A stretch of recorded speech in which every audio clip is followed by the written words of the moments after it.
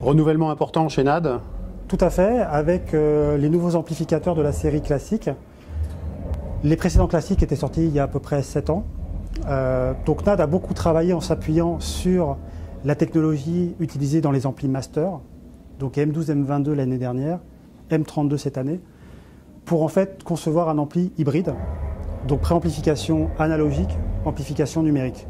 L'idée c'est d'en faire une plateforme actuelle pour les sources numériques, mais on a également ajouté une entrée phono pour les sources platine vinyle par exemple. D'accord.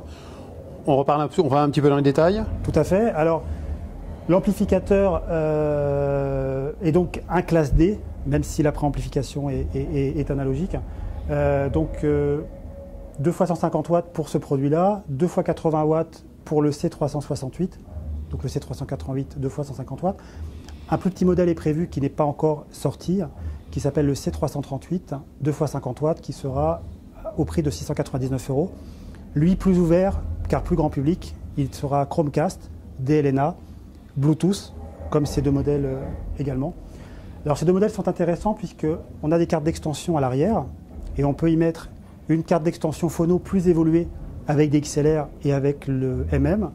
On peut y mettre aussi des cartes HDMI pour avoir la télévision en 2.0 sur l'amplificateur et on peut y mettre également une carte BlueOS. La carte BlueOS, en fait, ça vous fait rentrer dans l'écosystème Bluesound. Bluesound, des produits développés par l'entreprise qui détient la marque NAD.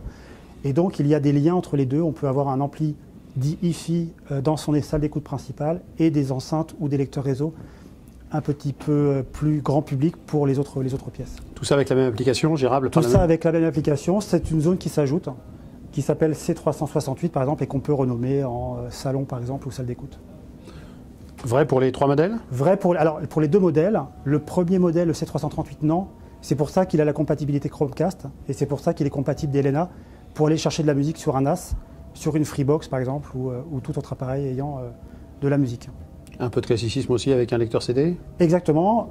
NAD réinvestit dans un lecteur CD un petit peu plus haut de gamme que ses 2 précédents modèles que sont le 516 et le 546.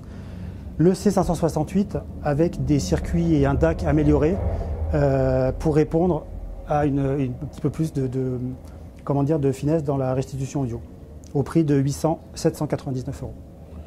On répète le prix et disponibilité des deux du 388. Alors le 388, 1749 € disponible d'ici quinzaine de jours. Le C368, 999 € disponible également dans une quinzaine de jours. Le C338 lui sera disponible en novembre.